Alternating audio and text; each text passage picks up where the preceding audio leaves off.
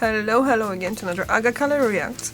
And today is the 18th January. So, on the 18th January 1892, in Harlem, Georgia, USA, was born Norwell Hardy, better known as Oliver Hardy. And we're gonna watch the life and tragic ending of Oliver Hardy from Remembering Famous People. Never seen that video from them, so let's just see what's going on there. The life and sad ending of Oliver Hardy.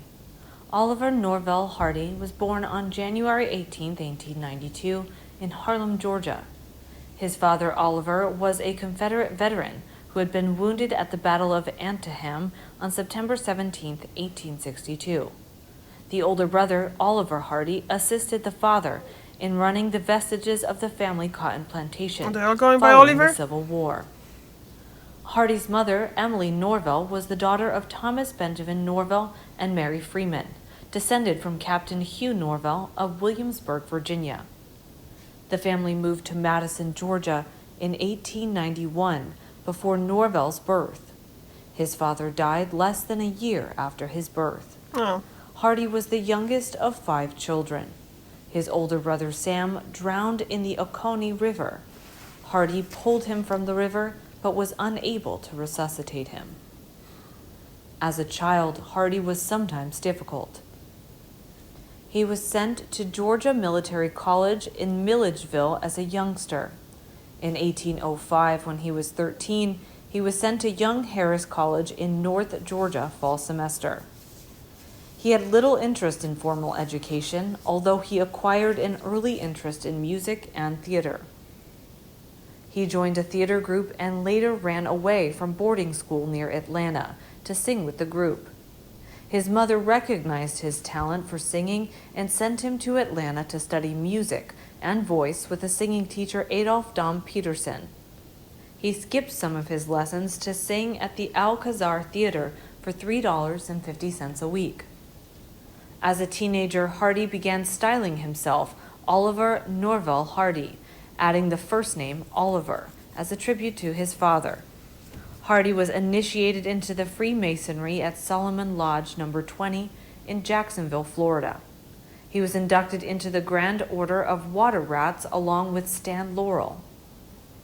In 1910, the Palace, a motion picture theater, opened in Hardy's hometown of Milledgeville, and he became the projectionist, ticket taker, janitor, and manager.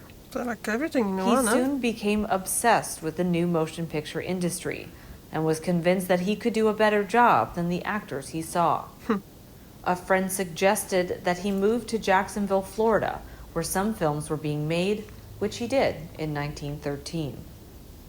He worked in Jacksonville as a cabaret and vaudeville singer at night and at the Lumbin Manufacturing Company during the day. It was at this time that he met Madeline Salon, a pianist for whom he married on November 17, 1913, in Macon, Georgia. The next year, he made his first movie, Outwitting Dad, in 1914, for Lubin Studio, billed as O.N. Hardy. His personal life, he was known as Babe Hardy, and he was billed as Babe Hardy in many of his later films at Lubin, such as Back to the Farm in 1914. He was a big man, standing 6 foot 1 inches or 1.85 meters, and weighing up to 300 pounds or 136 kilograms, and his size placed limits on the roles that he could play. By 1915, Hardy had made 50 short one-reel films at Lubin. He moved to New York and made films for Pathé Casino and Edison Studios. He returned to Jacksonville, where he made films for Vim Comedy Company. That studio closed after Hardy discovered that the owners were stealing from the payroll.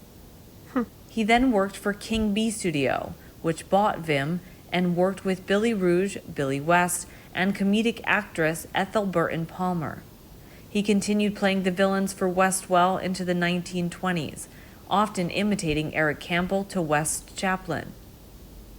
In 1917, Hardy moved to Los Angeles, working freelance for several Hollywood studios, and he made more than 40 films for Vitagraph between 1918 and 1923, playing mostly the heavy for Larry Sermon. In 1919, he separated from his wife, ending with a provisional divorce in 1920, which was finalized on November 17, 1921. On November 24, 1921, he married actress Myrtle Reeves. This marriage was also unhappy, and Reeves was said to have become an alcoholic. From 1921 to 1926, he acted in films including The Lucky Dog, 1921, Wizard of Oz, 1925, 45 Minutes from Hollywood, 1926. In 1927, Laurel and Hardy began sharing the screen together in Slipping Wives, Duck Soup, no relation to the 1933 Marx Brothers film, and With Love and Hisses. Roach Studios' supervising director, Leo McCarey, recognized the audience reaction to the two and began teaming them together, which led to the start of a Laurel and Hardy series later that year. They began producing a huge body of short films, including The Battle of the Century, 1927, Should Married Men Go Home, 1928, Two Tars, also 1928, Unaccustomed as We Were, 1929, marking their transition to talking pictures, Birthmarks, 1929, Blotto and Bratz, both in 1930, Another Fine Mess, in 1930, and Be Big, 1931. In 1929, they appeared in their first feature, in one of the review sequences of Hollywood Review in 1929, and the following year, they appeared as the comedic relief in the lavish Technicolor musical featured entitled The Rogue Song. In 1931, they starred in their first full-length movie, Pardon Us, and they continued to make features and shorts until 1935. In 1932, The Music Box won an Academy Award for Best Short Film, their only effort to receive such an award.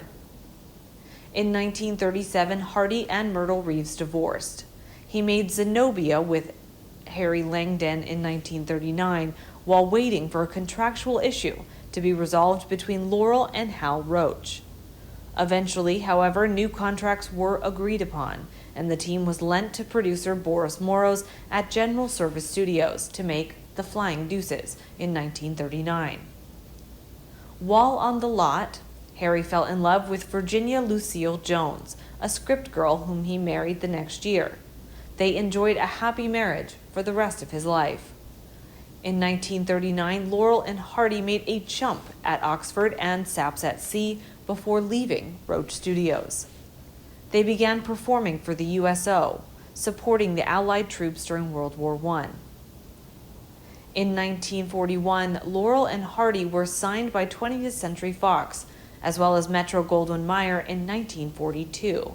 The films proved very successful. Laurel and Hardy completed 8 features during the war years.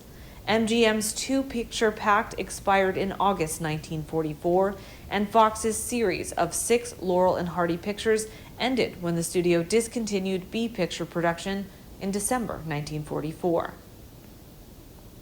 In 1949, Hardy's friend John Wayne asked him to play a supporting role in The Fighting Kentuckian, while Laurel began treatment for his diabetes a few years previously. Frank Capra invited him to play a cameo role in Riding High with Bing Crosby in 1950.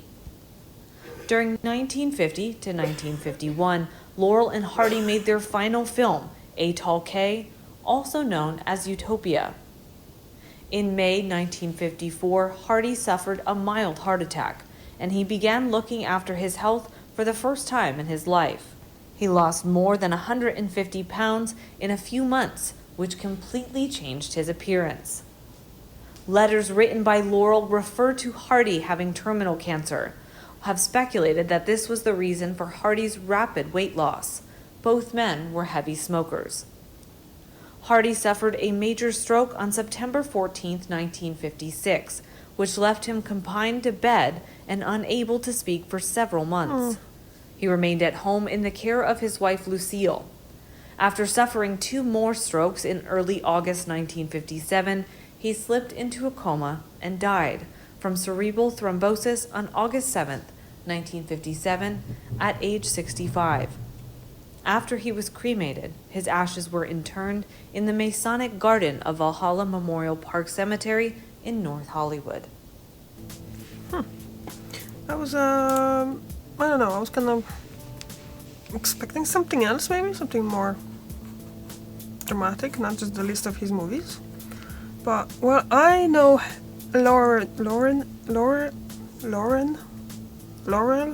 and Hardy as Flip and Flop in Poland.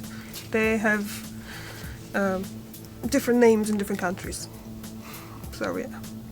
And I did see in some of their works when I was a child, and obviously now, from now and then, just sometimes something come up as well. But yeah, it's something that everyone knows. Flip and Flop is kind of like, you know, just small and thin guy and a big and fat guy, and then just they're both really clumsy.